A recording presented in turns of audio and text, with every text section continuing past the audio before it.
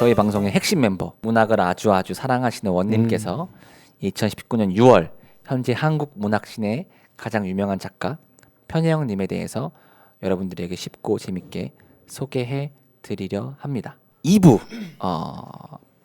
편혜영 작가에 대해서 얘기 나눠보는 시간을 한번 갖도록 하겠습니다. 편혜영 작가는 이제 지난달에 새 책이 나왔잖아요. 소년 1호. 편혜영 작가는 국내에서 문학상도 엄청 많이 받으셨고, 네. 17년도, 16년도 그때는 이제 외국에서도 미국에서도 문학상을 하나 받아오셨더라고요.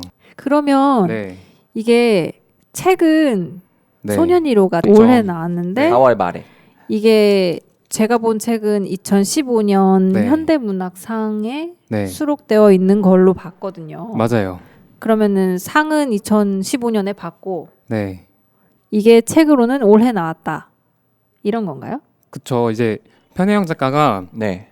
단편들을 발표하잖아요. 네. 네. 그러면 이제 2015년에 발표를 했던 작품 중에서 편혜영이 발표했던 소년 1호가 뛰어났다. 그래서 이제 현대문학상을 받은 거죠. 그리고 이제 단편들이 이제 좀 쌓이면은 네. 한 8, 9편이 쌓이면은 이제 그걸 하나의 단행본으로 내는 거죠. 묶음집. 그렇죠. 그게 이제 그러니까 19년 4월에 나온 거죠. 진님이 보신 그거는 소년 1호라는 단편 하나만 본 거고, 네, 맞습니다. 그게 이제 세월이 지나면서 편혜영 작가가 여러 단편을 쓰면서 이제 저번 달 4월 말에 이제 그걸 묶어서 맞아요. 소년 1호라는 제목을 갖고 책을 내게 되신 거죠. 맞아요. 저는 사실 편혜영 작가의 책은 예전에 아오이 가든 정도만 읽어보고, 아오이 가든. 네, 한 번도 안 읽어봤었는데, 그래서 이렇게 하나하나씩 읽어보는데 정말 팬이 됐어요. 팬. 아오이 가든밖에 안 읽어봤거든요. 네. 그래서 아오이 가든 먼저 소개를 해보면은 네. 2005년에 나온 작품집으로 편혜영 작가는 이제 2005년에 아오이 가든으로 작품 활동을 시작하게 됩니다. 아오이 가든으로 데뷔를 하신 거예요? 아니죠. 원래 2003년인가 네. 서울신문에 이슬털기라는 단편으로 등단을 하시는데요. 네네네. 그러니까 아오이 가든은 첫 번째 작품집인 거죠.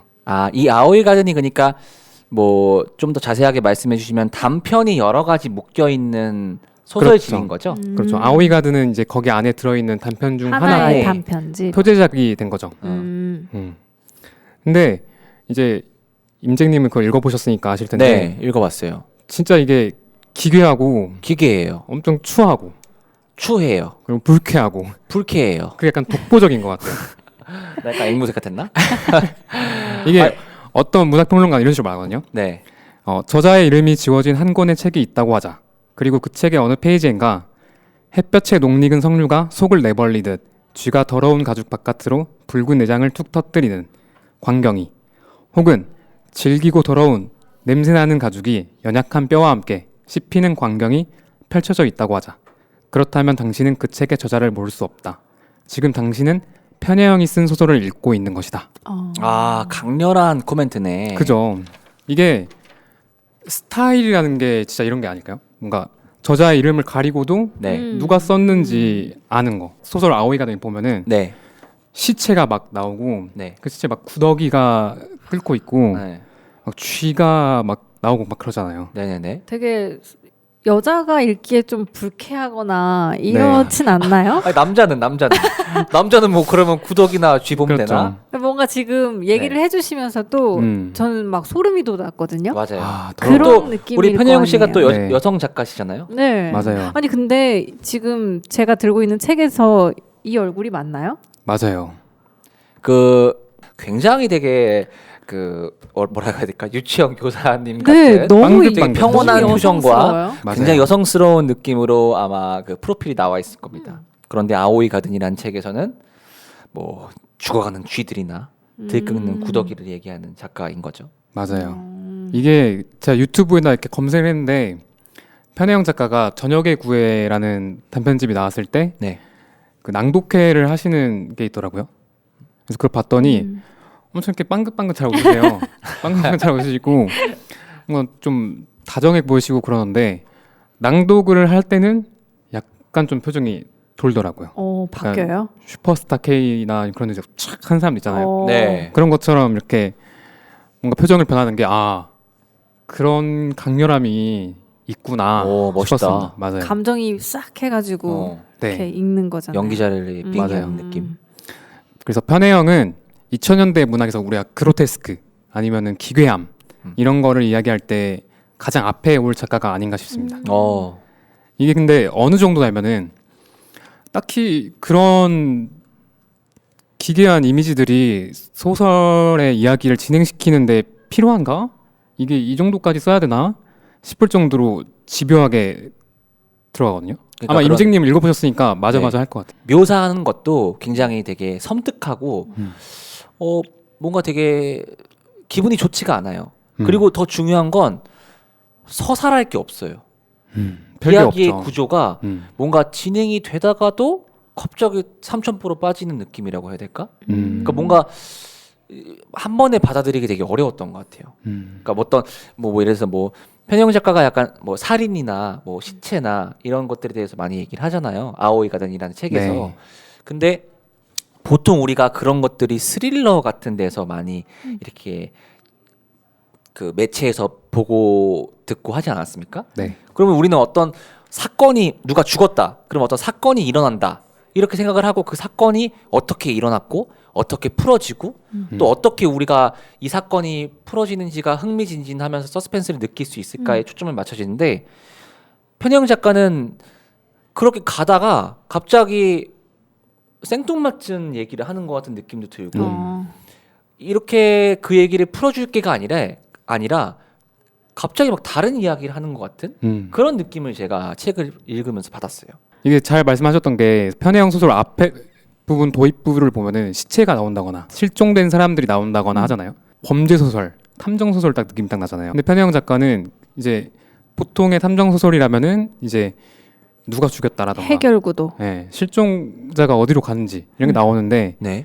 그런 게 전혀 나오지 않는 거죠. 이게 아오이 가든에서는 이런 것들이 많이 나오잖아요. 네. 근데 요즘 소설을 읽어보면은 이게 같은 작가가 맞나 싶을 정도로 불쾌한 이야기가 징그러운 이야기가 잘 안 나오거든요. 그렇다고 해서 소설이 뭔가 유해졌다, 엄청 소설이 예뻐졌다 라고는 할 수 없을 것 같아요. 그렇죠. 오히려 지금 소설도 엄청 약간 좀 불편한 느낌을 주고 긴장감은 되게 주고 있어요. 맞아요. 사육장 쪽으로에서부터 그런 뭔가 기괴한 이미지들이 좀 줄어들고 사라지고. 저녁의 구애라는 단편집부터는 이제 거의 없어졌다라고 할 수 있는 거죠. 문학 평론가들이 뒤에 해설을 쓰잖아요. 네. 그거를 읽어보면 되게 정리를 잘 해놨는데 이게 신영철이라고 유명한 문학 평론가 있잖아요. 네. 그분은 이제 이런 변화를 악몽의 일상화에서 일상의 악몽화로의 변화라고 이야기를 하더라고요. 되게 좋은 말이다. 사육장 쪽으로라는 단편집 안에 여기서 이제 이야기하는 소재는 시체 막 이런 게 아니라 뭐 전원 도시의 이야기 아니면은 애인이랑 같이 여행 가는 이야기 아니면은 회사에서 업무하는 이야기 근데 그게 악몽이야? 이런 게 나오는데 되게 일반적인 소재 그렇죠. 엄청 아닌가요? 일상 잡사에 일반적인 대한 일상 네. 맞아요. 느낌이네.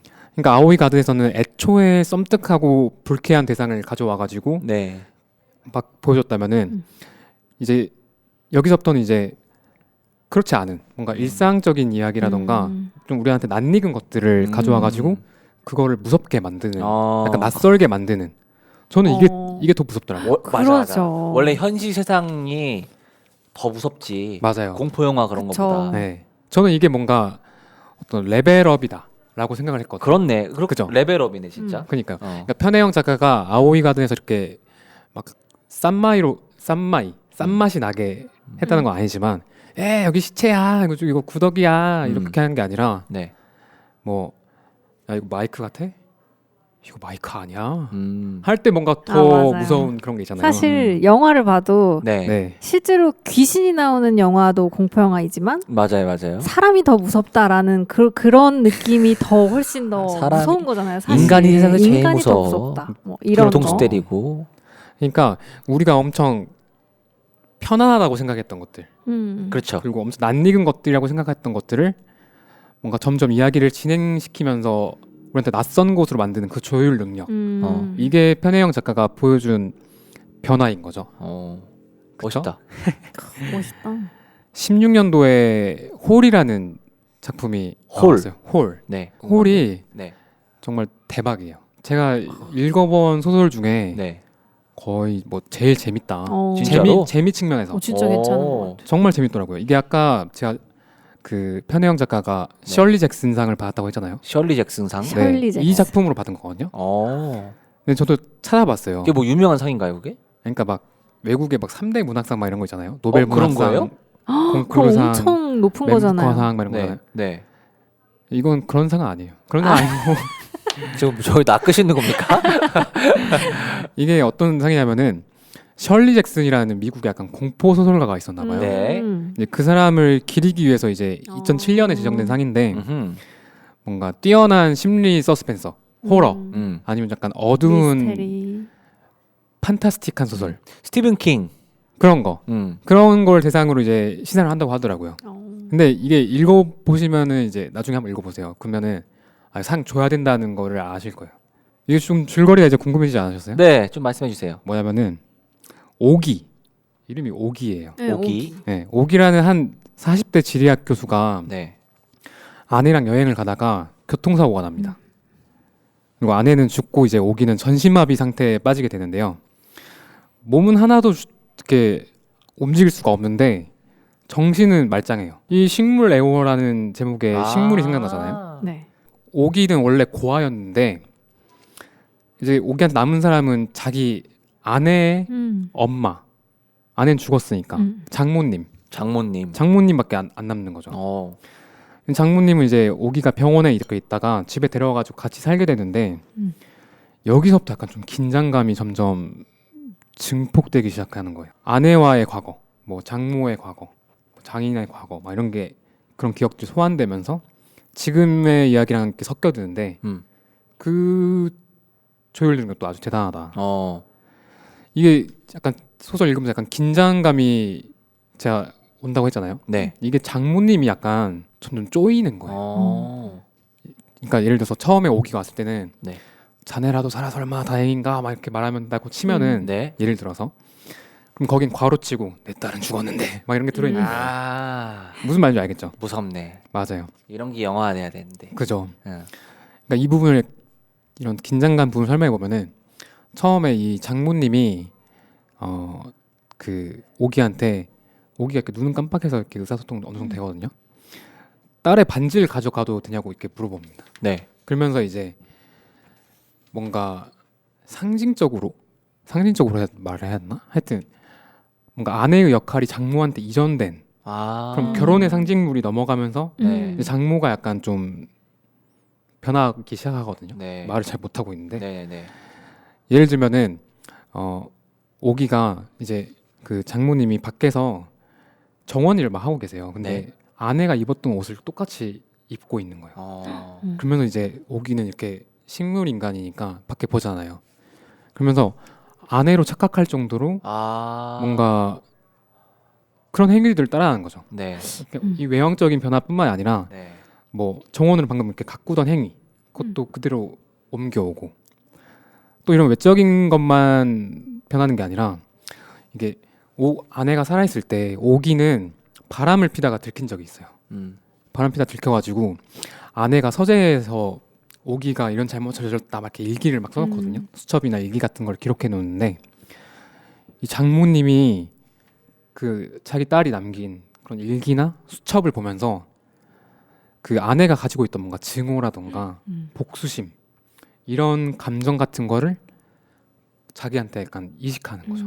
정서적인 전이 같은 것도 이렇게 정서적인 측면도 이렇게 장모한테 옮겨오는데 그래서 뭔가 장모가 오기한테 약간 좀 분노하고 뭔가 복수를 하는 듯한 네. 그런 모습들이 나오는 거예요. 그게 정말 약간 좀 소름 끼치더라고요. 소름 끼친 얘기만 상황이잖아요. 내용 자체가. 맞죠? 방금 그 오기가 바람핀 적이 됐잖아요. 네. 그 사람이 이제 자기 대학원 동료였는데 그 사람들이랑 그 대학원 동료들을 초대해가지고 장모가 오라고 하거든요. 사실 막 이렇게 무슨 자연스럽게 이야기한 척 하다가 오기한테 수치심을 주려고 이렇게 바지를 내려가지고 오줌을 싸게 호스로 오줌을 싸게 만드는 거예요. 이런 장면들이 나오는데 네. 장모가 정원에다가 막 구덩이를 파고 있어요. 네. 이게 제목에 들어있는 홀이죠. 거기 엄청 큰 구덩이를 파는데 저는 그걸 읽으면서 저기다 오기를 파묻으려고 그러나 이런 내 생각이 들어요. 무덤이다. 그런 느낌 막 들더라고요. 이게 그리고 그 홀이 엄청 소름 끼치고 더 무서운 게 무섭다기보다는 긴장감이 해소가 안 되는 게 네. 근데 별일이 안 일어나고 끝난단 말이에요. 소설이. 뭐 무슨 오기- 말인지 알 것. 막 예를 들어서 얼마나 지금 스포하시는 겁니까? 이거 사실 네. 이게 스포라고 하지만 이건 네. 알고 읽어도 긴장이 되실 거예요. 네네. 이 사실 결말에 이제 뭐 예를 들어서 오기가 거길 벗어난다거나 네. 예를 들면 아니면 그 대학원 동료들한테 도움을 받는다거나 아니면은 장모가 오기를 파묻는다거나 이런 결말이 나오면서 뭔가 긴장감의 어떤 해소죠. 종착지가 필요한데 음. 그런 게 없이 끝나버리는 것 같아요. 관객들 보는 입장으로서 네. 그냥 알아서 생각하게 해버리는 네. 그런 책이네요. 맞아요.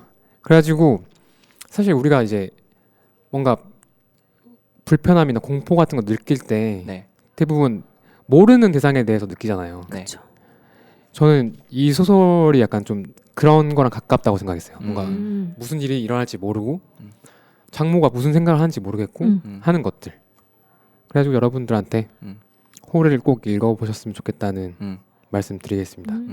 오늘 저희 맥심 모카골드와 함께하는 모카라디오 특별편 팝스타 빌리 아일리시 편혜영 작가에 대해서 알아본 시간이었습니다. 저희는 팟캐스트 지금이 아니면 안 돼라는 방송이었고요. 오늘 맥심 모카골드 모카라디오와 함께하는 시간이었습니다. 저는 지금이 아니면 안 돼 임잭 최원. 서진이었습니다. 감사합니다. 감사합니다. 안녕.